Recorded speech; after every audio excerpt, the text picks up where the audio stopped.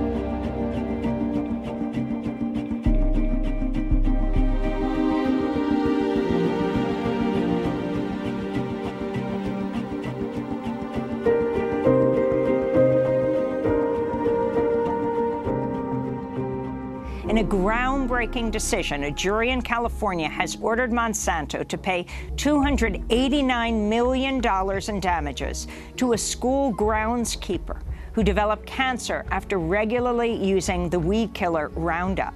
The 46-year-old man, Dwayne Johnson, has non-Hodgkin's lymphoma. Doctors say he's unlikely to live past 2020. Johnson's attorneys said jurors for the first time were able to see internal company documents proving Monsanto has known for decades that glyphosate and Roundup could cause cancer. There's a lot of documents, but what they really show is sort of a rampant corporate culture that has no interest in looking at whether or not their product is safe, but have an interest in attacking science that doesn't suit their business agenda.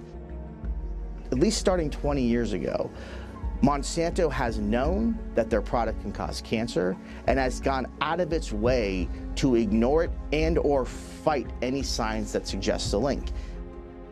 And we see this happening amongst all the independent scientists that have looked at this, and there's hundreds of them. And a lot of scientists, when we first got involved in this litigation, said, listen, I think it causes cancer, but I can't help you. I don't want to fight Monsanto. They're bullies. And that's what the documents show. Some of the evidence that we showed the jury about Monsanto was a very kind of unhealthy and kind of creepy relationship between Monsanto and the regulators at the EPA. We had text messages, email conversations where various EPA employees are actually going out of their way to stop other agencies from investigating this issue and going out of their way to sort of gain approval from Monsanto.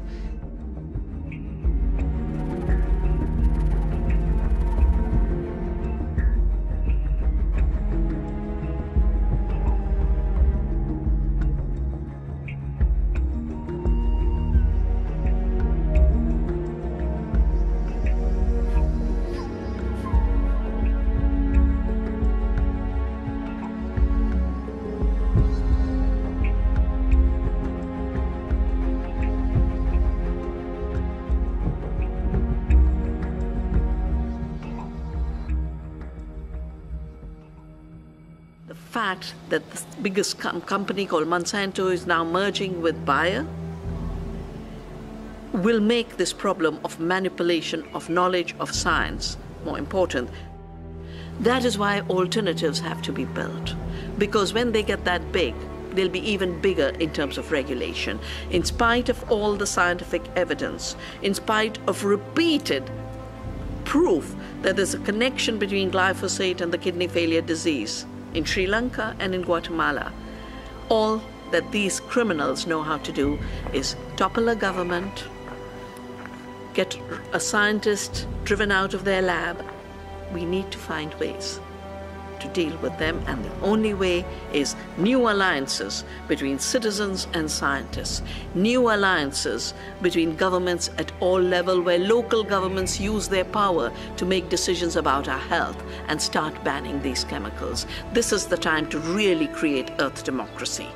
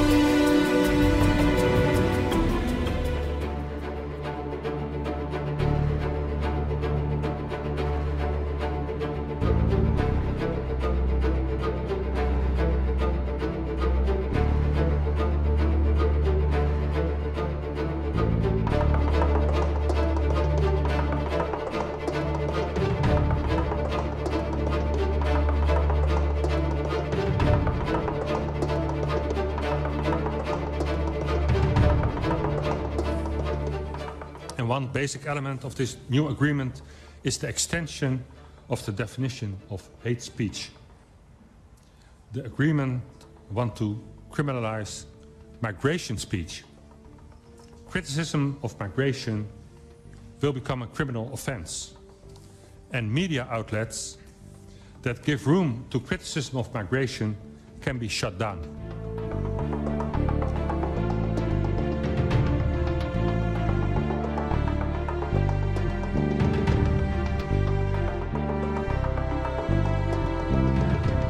Der Migrationspakt ist in seinem Text so blumig gefasst und hat so viele Facetten, dass Sie wie in einem Supermarkt sich das rausnehmen können, was Ihnen taugt, um ihn gut oder schlecht darzustellen.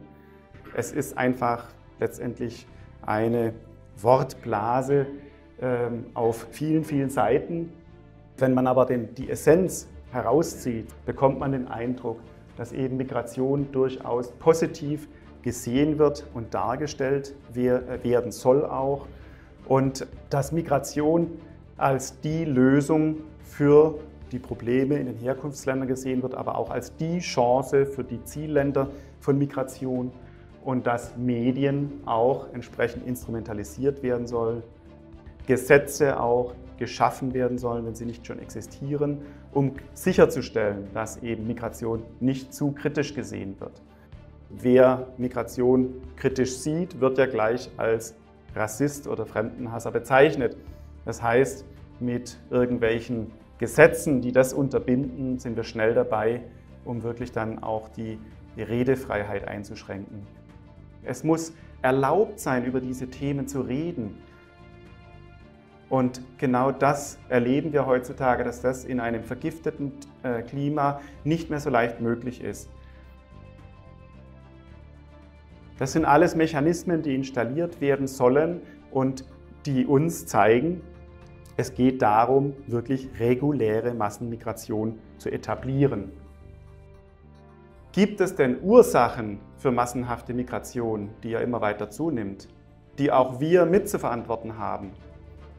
Wer exportiert denn hauptsächlich die Waffen in den Nahen Osten? Es sind ja rund 90% der Waffen, die dort gekauft werden, die aus dem Westen kommen. Das heißt, wir können uns auch nicht dahinter verstecken und sagen, naja, also wenn wir die Waffen dort nicht hinverkaufen, dann macht es China, Russland.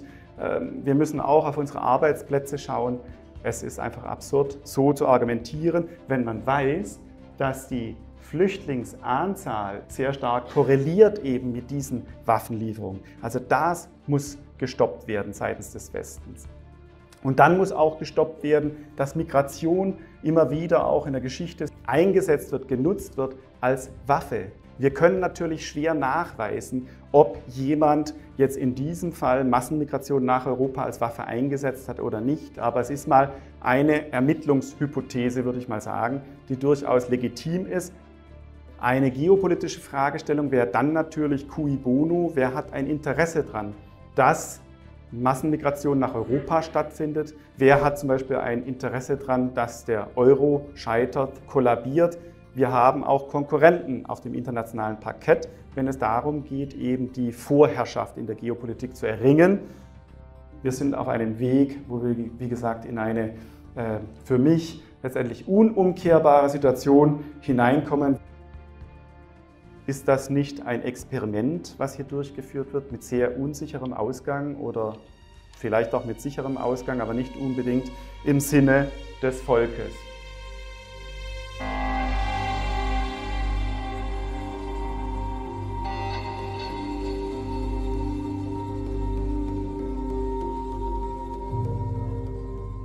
Es geht um eine Studie für die EU aus 2009 zum Thema Umsiedlungspolitik für Migranten. Hier hatte man also schon Jahre vor der ab 2015 heimsuchenden Massenmigration ausgerechnet, wie viele Migranten die einzelnen EU-Länder angeblich noch vertragen. Wir haben es mit den Plänen der Umsiedlung ganzer Völker nach Europa zu tun. Auf Seite 112 dieser Studie für die EU wird berechnet, wie viele zusätzliche Einwohner jedes europäische Land verkraften würde. Wie man auf diese exorbitanten Zahlen gekommen ist, entzieht sich jeder Logik und jedem natürlichen Empfinden. Denn wie jedermann weiß, ist der Lebensraum auf dem Kontinent Europa vergleichsweise rar. Aber das scheint die Mathematikexperten in Brüssel alles wenig zu interessieren. Denn sie sind der Ansicht, dass Deutschland nicht 82,5 Millionen Menschen beherbergen sollte und könnte, sondern dass in diesem Land künftig bis zu 274 Millionen Einwohner leben könnten. So soll Österreich, welches derzeit gut 10 Millionen Einwohner zählt, zusätzlich ca. 65 Millionen Migranten aufnehmen, um dann auf 75 Millionen zu kommen, während man in Frankreich von derzeit von 65 Millionen auf 486 Millionen aufstocken möchte. Insgesamt, so kommt man in diesem Machwerk jedenfalls zum Schluss, sind es ca. 3,8 Milliarden Menschen, mit denen man künftig in Europa rechnen könnte. Die Zahlen dieser Studie sind es wert, in einem Text zusammengefasst zu werden, damit der aufgeklärte Bürger nachlesen kann, was ihn erwarten könnte.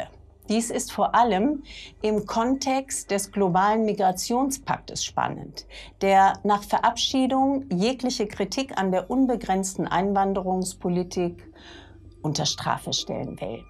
Dieser globale Vertrag sichert jedem Umsiedlungswilligen den Weg nach Europa. Dieser kann das Land frei wählen, in welchem er sich niederlassen möchte. Jeder Staat ist dann verpflichtet, den Einwanderer kostenlos sowohl ins Gesundheitssystem aufzunehmen, als ihm auch eine wirtschaftliche Existenzsicherung zu gewährleisten. Es steht fest, dass man bald schon derartige Informationen wie diese hier nicht mehr wird verbreiten dürfen, da dies dann unter die Kategorie des Rassismus eingeordnet und geahndet werden könnte.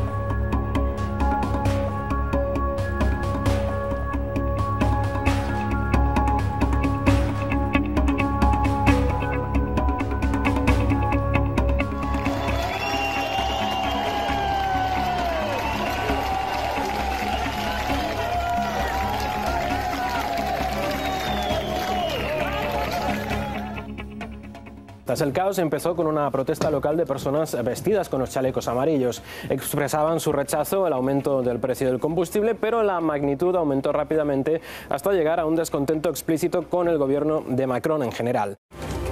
Si no hubiera sido la gasolina, entonces otra cosa. En algún momento todo se mezcló y se produjo esta explosión. Siempre estaremos aquí, aunque eso signifique perder nuestra empresa o perderlo todo. Estaremos aquí hasta el final. Los medios y los políticos ya han comparado la situación con los procesos históricos en Francia y han visto algunas similitudes con la revolución de 1789. Otros también se refirieron al levantamiento de estudiantes de 1968 que llevó a la dimisión de Charles de Gaulle. El presidente Macron venía sufriendo una baja de popularidad importante. El asunto de la subida de las tasas de la gasolina en realidad ha sido la gota que ha colmado el vaso, pero es que hay otros problemas fundamentales en la sociedad francesa. Es un problema de infraestructuras, es un problema de cierre de escuelas, es un problema de falta de hospitales, es una situación que incluso puede ser contagiosa a otros países de Europa.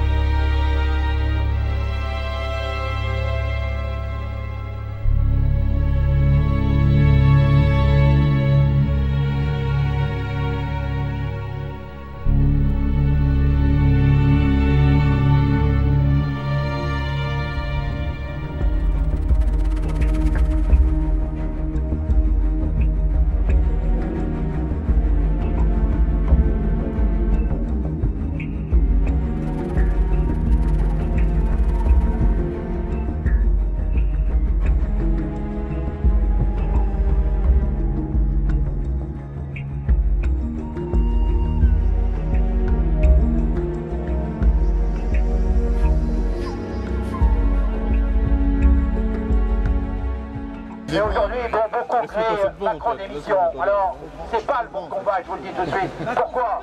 Parce que si Macron s'en va, il y en aura un autre derrière. Et ce sera pareil. C'était la même chose avec Sarko, c'est la même chose avec Chirac. Donc aujourd'hui, ce qui est important, ça n'est pas de mettre Macron dehors. Oh, bien sûr, ce serait une satisfaction d'amour propre. Et à quoi ça servirait? Dans les quelques mois qui suivent, un autre serait élu. Aujourd'hui, c'est le peuple directement qui doit exercer sa souveraineté qui lui appartient par la Constitution. Et cette souveraineté, elle nous est volée, elle nous est dérobée, elle n'existe plus. La preuve, c'est qu'on est obligé d'être dans la rue avec les gilets jaunes et qu'on est trahi par cette oligarchie qui domine avec le mondialisme et donc l'européanisation. Or aujourd'hui, pour retrouver notre souveraineté, on doit récupérer vraiment un référendum d'initiative populaire et on va se battre pour l'obtenir. C'est le peuple souverain qui doit pouvoir décider de son destin et pas des politiques véreux qu'on a mis au pouvoir, qui ne nous représentent pas, qui se moquent de nous une fois qu'on les a élus.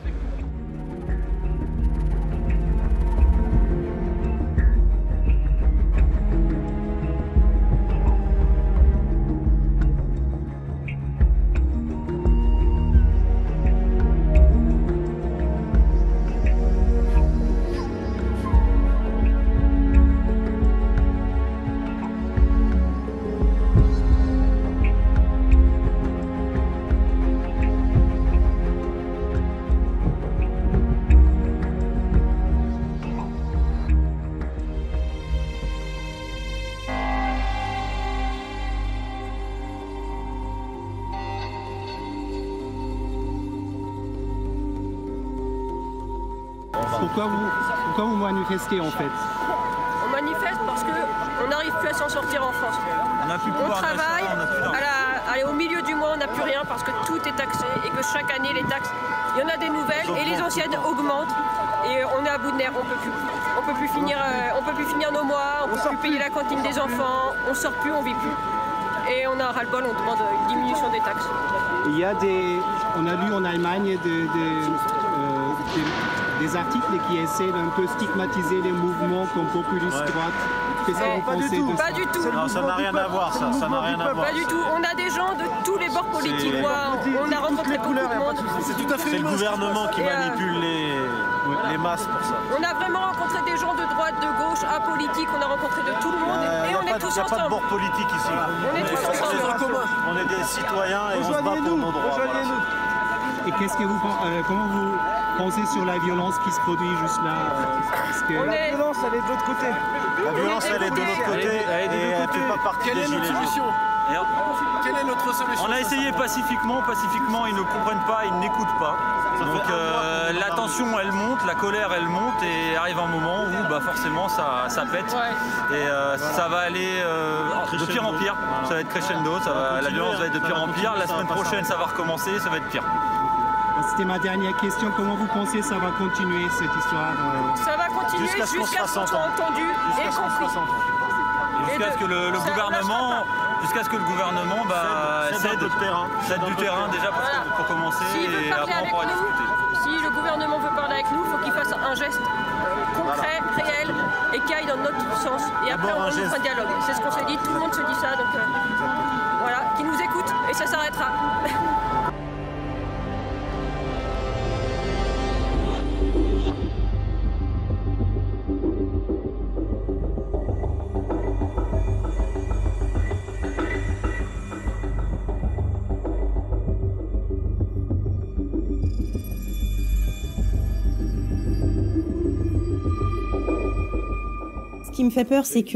Lo que temo es que algunos chalecos amarillos se digan a sí mismos: qué bien, hemos conseguido 100 euros más en el salario mínimo, eso es genial, así que dejo de protestar.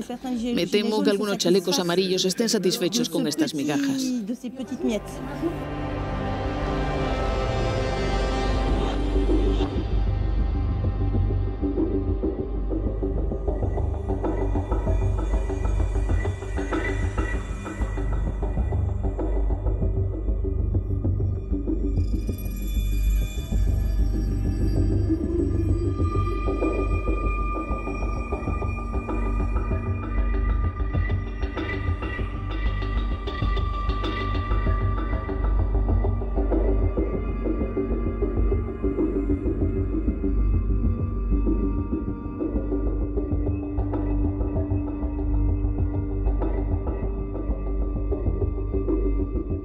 Le mouvement des Gilets jaunes restera-t-il dans l'histoire? Une mobilisation citoyenne qui ravive le souvenir d'autres épisodes de révolte. Ça me rappelle un mai 68. J'avais 16 ans, j'étais à l'école et c'est comme ça que ça a commencé. Si on continue comme ça, on va au drame, à une nouvelle révolution. 1789, le peuple de Paris est excédé par la vie chère. Il se révolte contre les élites et prend la Bastille le 14 juillet. Les sans-culottes sont des révolutionnaires issus des classes les plus modestes de la société et qui rapidement s'organisent pour tenter de reprendre le pouvoir. Pour cet historien, il y a des similitudes avec les Gilets jaunes. Il y a eu une formidable explosion de la citoyenneté populaire donc au début de la Révolution. Après, ça a essaimé et il y a eu des formes de société populaire pratiquement dans tout le pays. 2 siècles plus tard, mai 68, des milliers d'étudiants et d'ouvriers sont dans la rue. C'est l'affrontement. La France est paralysée. La foule, largement soutenue et encadrée par les syndicats, au contraire du mouvement actuel. Ni les manifestants, ni les revendications ne sont les mêmes. 68, c'est la rencontre d'un mouvement étudiant qui dit il faut changer la culture, il faut en finir avec l'autorité, mais de manière absolument non violente, et du monde du travail, et surtout de la jeunesse ouvrière qui rentre en grève. Là, c'est pas du tout le monde du travail qui rentre en grève contre des patrons. Alors les Gilets jaunes se rapprochent-ils davantage des grandes grèves de 1995 ? 2 millions de Français dans la rue selon les syndicats.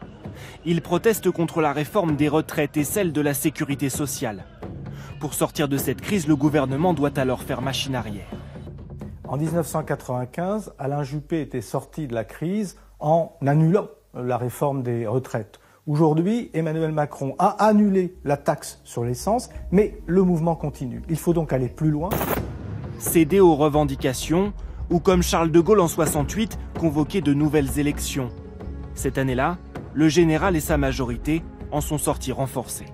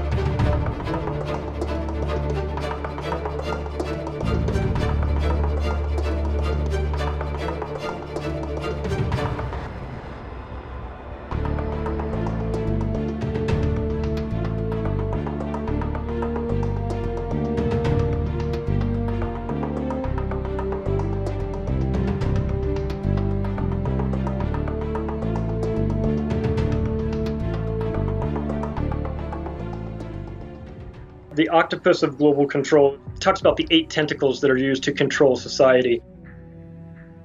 I'd say probably the most dangerous of the 8 tentacles is one that you might not think, and that's the banking.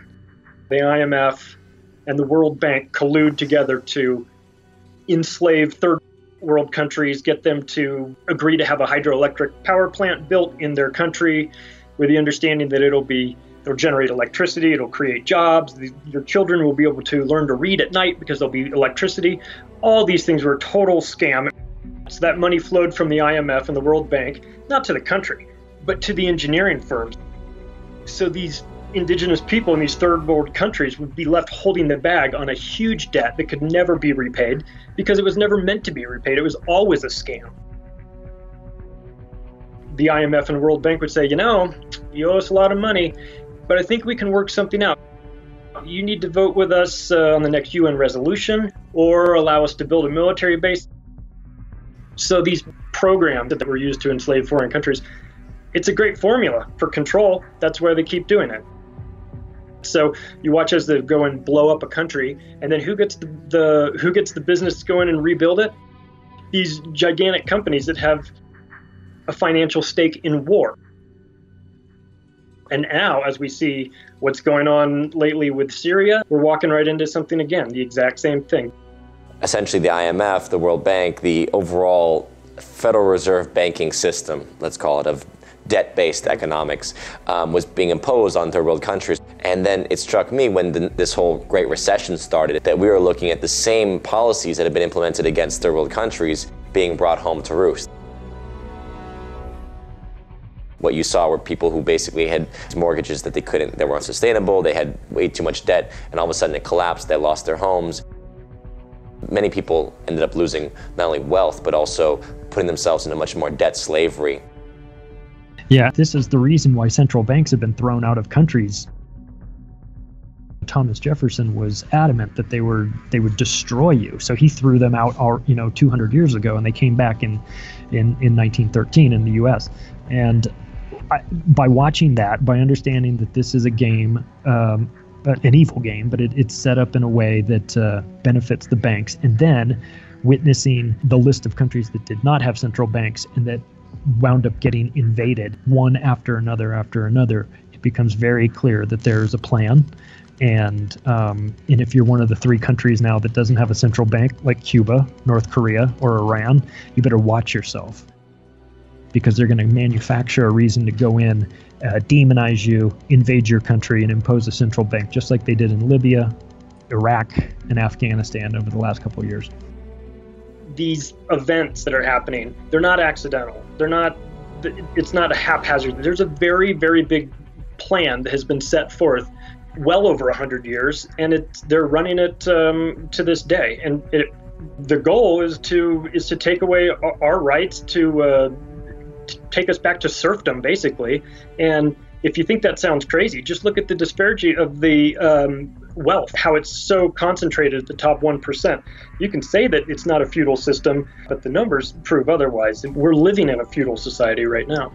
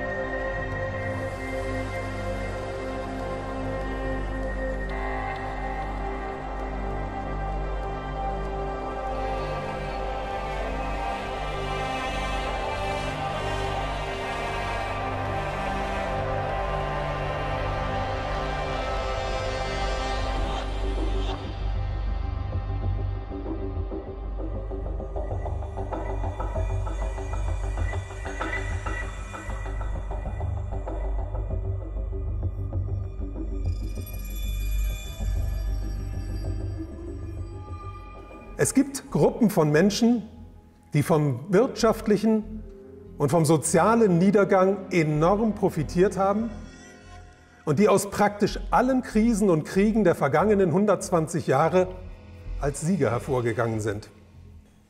Hinter diesen Menschen steht eine Macht, die mit Vorliebe im Verborgenen arbeitet und die ihre Arbeit gern von bezahlten Handlangern erledigen lässt. Die Finanzindustrie. Sie hat sich die Medien und die Politik weltweit unterworfen und hat es dabei geschafft, selbst fast unerkannt zu bleiben. Die Finanzindustrie verdankt das vor allem der Tatsache, dass die meisten Menschen ihre Wirkungsweise nicht verstehen. Derart von Ahnungslosigkeit und Gleichgültigkeit begleitet, hat es die Finanzindustrie im vergangenen Jahrhundert geschafft, ihr Zentrum in den USA zu errichten, die Welt in 2 Weltkriege zu stürzen, zahllose weitere Kriege vom Zaum zu brechen und die eigene Herrschaft so bis heute zu erhalten und sogar zu festigen. In einem kleinen Ort in den USA mit dem Namen Bretton Woods trafen sich im Sommer 1944 die Delegationen von 44 Ländern, um eine neue globale Finanzordnung festzulegen. Die Abmachungen von Bretton Woods haben praktisch der Federal Reserve, der Zentralbank der USA, mehr Macht als allen anderen Zentralbanken der Welt gegeben und den Banken der Wall Street die Oberhoheit über das Finanzsystem der gesamten Welt verschafft. Seit 1944 hat die Zentralbank der USA, die Federal Reserve, eine ganz besondere Rolle inne. Sie ist nämlich die einzige Organisation auf der Welt, die den US-Dollar schaffen darf. Tatsächlich aber ist die Fed bis heute ein privates Bankenkartell, das sich seit seiner Gründung unter Mithilfe der US-Politik das Monopol der Geldschöpfung angeeignet hat und damit, was die Macht geht, über die US-Regierung erhoben hat. Also das System von Bretton Woods ist also nichts anderes als die Zementierung der Vormacht des US-Dollars und hat mit Demokratie und mit Gleichberechtigung absolut nichts zu tun, sondern hat die gesamte Welt der Diktatur einer Währung und damit der Diktatur der Organisation, die diese Währung als einzige schaffen darf, unterworfen. Wir befinden uns im Endstadium eines Systems, das außer Kontrolle geraten ist. Die Verantwortlichen haben nach 2008 alle möglichen Versprechungen gemacht, aber nicht eines davon eingehalten.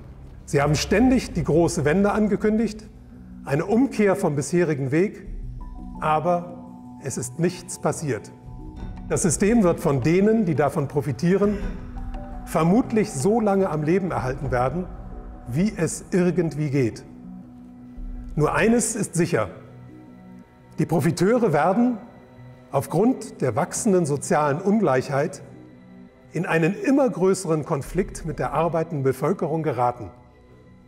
Und sie werden sich nicht scheuen, zu extremen Maßnahmen zu greifen. Sie werden die Demokratie weiter einschränken, sie werden Rechte beschneiden und sie werden auch nicht davor zurückschrecken, schlussendlich nach innen wie nach außen auf Gewalt zu setzen. Das heißt, sie werden auch bereit sein, Kriege vom Zaum zu brechen, um auf diese Weise ihr eigenes Überleben zu sichern. Darüber hinaus wird der Zerfall der alten Strukturen, wie zum Beispiel der gegenwärtige Zerfall der EU, sich nicht nur fortsetzen, sondern sich in der vor uns liegenden Zeit intensivieren.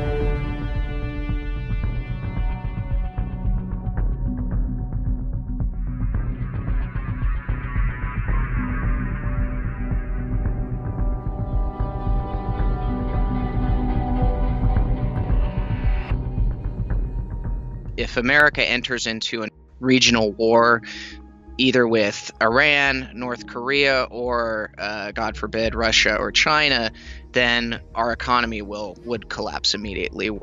Our economy cannot handle that amount of debt expenditures at this time.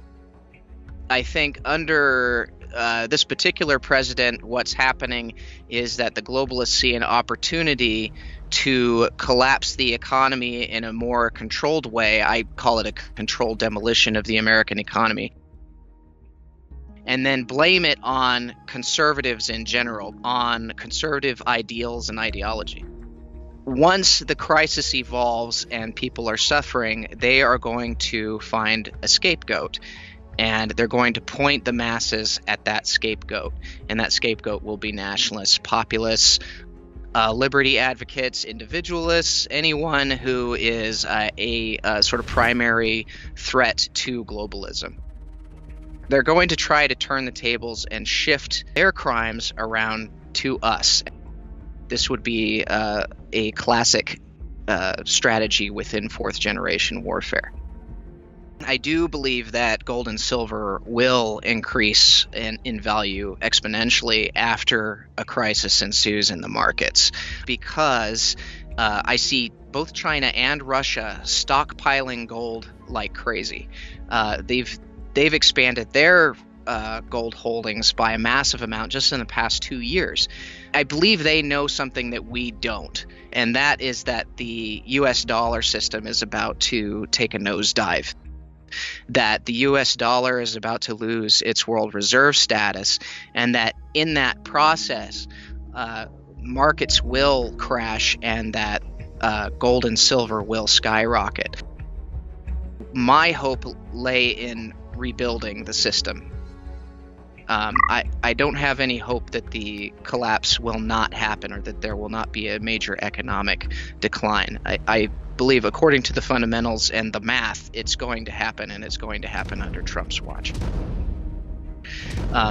My hope lay in rebuilding from the ashes, and whoever gets to rebuild determines the future. Either it's going to be the globalists or it's going to be us, and we have to make sure that it's us. You know, I'm here to say that the evidence suggests that we will be the ones having to fight that fight when it really comes down to it.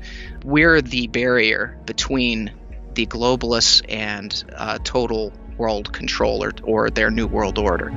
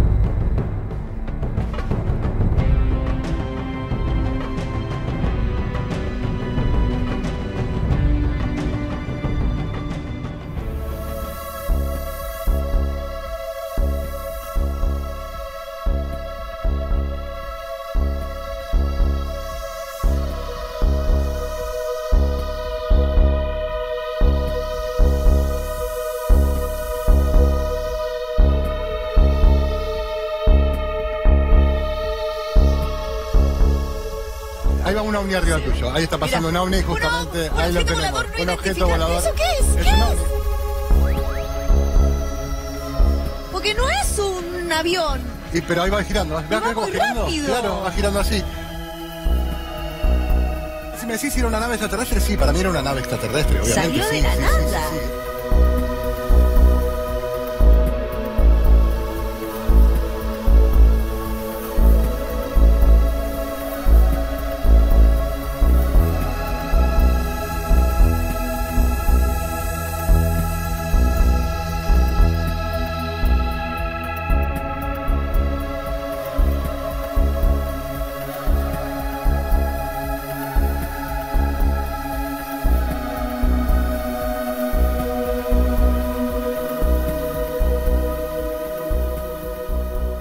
Por medio del sistema infrarrojo, logró captar cómo una formación de objetos se desplazaba por el cielo rápidamente.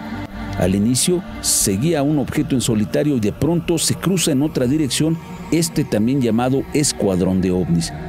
Se dirige a gran velocidad hacia la zona volcánica.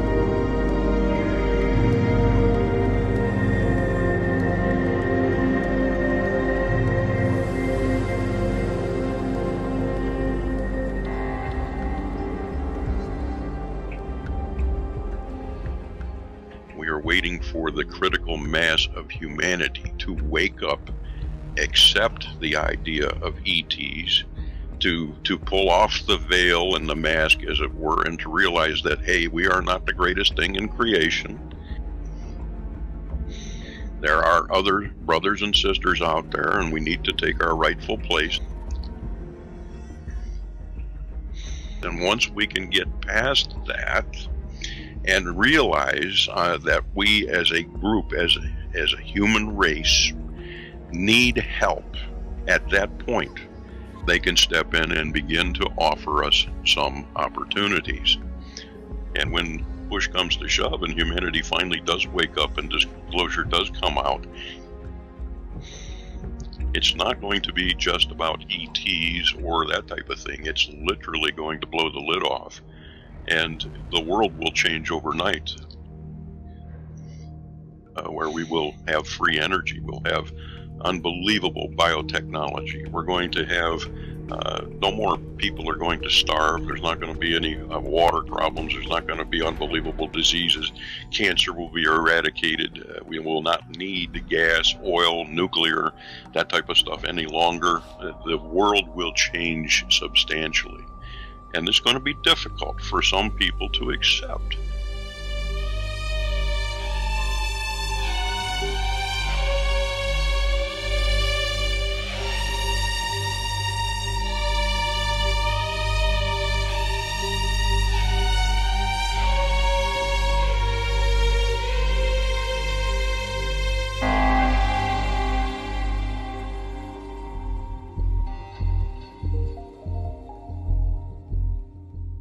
used to be spiritually evolved. During Lemuria, the beginning of Atlantis, the consciousness of the planet was very, very high. It was then corrupted, and significantly through steps of creating religions, creating wars, creating different languages to separate humanity for the last, 100-something thousand years. The frequency of the consciousness of the beings on the surface, in the planet, and planet itself have been significantly lowered. It was an intentional tack to do that. The objective from these rogue groups that are controlling the planet was to lower everybody's frequency. That was the plan, and that's why we have these issues today. And now they're trying to stir up all this fear, which would even lower our frequency more. And then the ego takes over. Many people are operating strictly on ego and not spiritual higher self.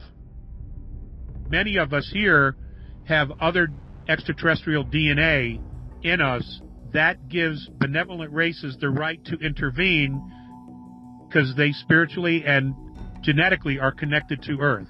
So they have a right to do that. Now, if they were to eliminate all of these genetic seeds, this would eliminate the ability for other races to intervene.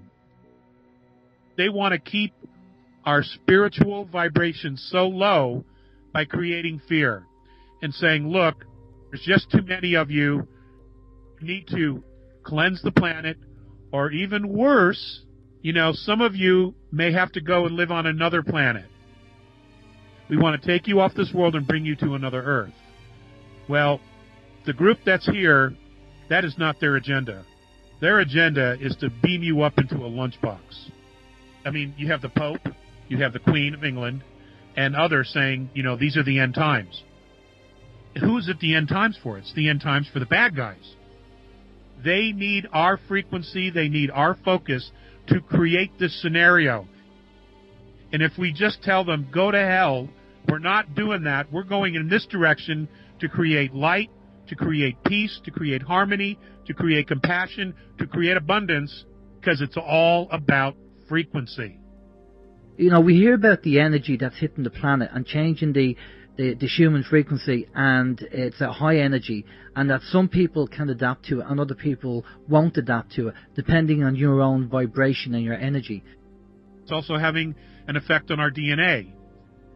There's absolute scientific proof that some children and some adults now have third strands of DNA, and it's changing dramatically. And, we used to live longer lives. One portion of our DNA that was turned off by the Anunnaki was the fact that our bodies used to be able to create vitamin C on their own. When they turned that off, it dramatically changed our life cycles. And they did it on purpose, because then we were easily controlled. And for a while there, we were becoming equal to them, because we're very astute, we're excellent learners, and we are extremely creative and very, very adaptable because of all the DNA we have in us from different races. We serve a purpose, and whatever that purpose is, it is necessary enough that many benevolent races have left their star systems, and they are here helping us mitigate these regressives and then eventually unshackle from them and learn to stand in our own light. There is a significant amount of very evolved spiritual beings here who have chosen to come in and help humanity.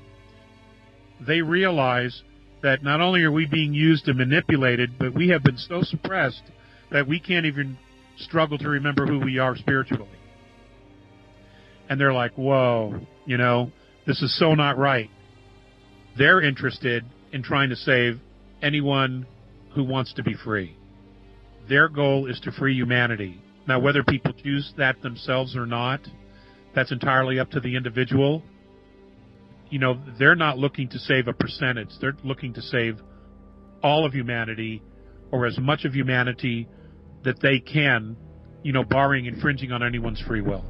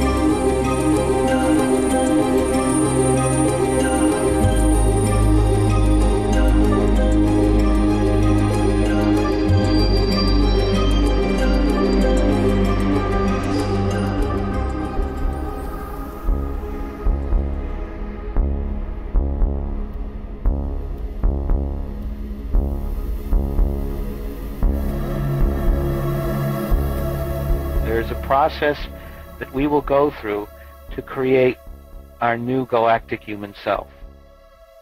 So suddenly what is happening is geneticists are discovering that the whole process of who and what we are is a lot more complex than we may think. One of the first people to discover this was a Canadian professor in genetics,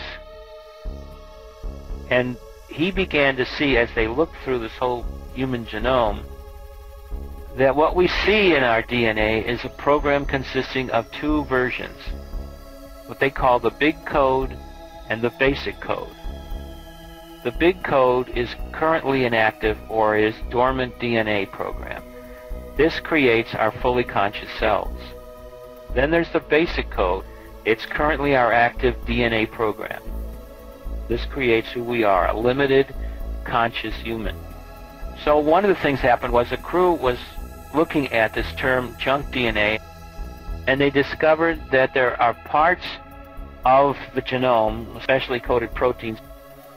All the things that are our DNA are protein chains.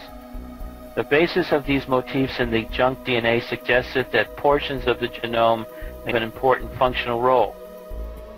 And so what happened was, people at the labs around the world were beginning to discover that this so-called junk DNA is more than what people think of. Watson and Crick in the early 50s, when they discovered RNA DNA, thought that this junk DNA was dead. Well, it wasn't. It was living. It was forming structures, specific and important structures that have a role. Human DNA, thus, is a biological internet with evidence that DNA can be influenced and reprogrammed by words and by frequency. This suggests that our DNA is not only responsible for the building of our bodies, but also serves as a data storage and communication system. This is your regular cell, as Watson Crick discovered. What is happening now, especially in young children that as they are moving through their development, we discover that they are activating a third strand. So we are having active genetic mutations occurring. These are all about creating consciousness. So our DNA is transmuting both the number of strands from 2 to 3 to 12. This is the 12-strand RNA DNA, which is the 12th strand of a fully conscious being, and it creates what a combination is called a star tetrahedron, a 12-sided figure. These strands are mutating right now, and when the mutation is finished, when our metamorphosis is done, our genetic structures, our basic genetic structures, will look similar to this. So we are changing as human beings on a cellular basis and also as an individual. We are changing not only our physical, but our mental, emotional aspects and our spiritual aspects. So as this all happens, you're noticing shifts in your chakras, you're noticing shifts in your aura. Things are changing. The heart is becoming stronger. It is becoming the true center. One of the things that scientists have discovered, that the heart has a nervous system in it equivalent to your brain. It's very complex. The electricity in the heart is as complex and as powerful as that in the brain. Your heart, as the ancient Greeks thought, was the center of your soul. Heart energy represents the spiritual, full conscious energy. The brain represents the limited conscious energy. Its job is to collect energies so that it can be funneled to the heart, the fully potentialized heart. Because all decisions in a fully conscious being come from the heart. What we all need to know is all of us are moving from the 3D limited conscious reality to a 5D fully conscious reality. Now, as you've seen the changes happening to your chakra system, as you see the changes happening to your neurological system, as you see the changes happening to your physiological system, as you see the changes happening as your growth in spiritual awareness, as you see the change in your emotional attitude about the world and yourself, as all of this comes through you, understand deeply within yourself that this is all part of our shifting into full consciousness.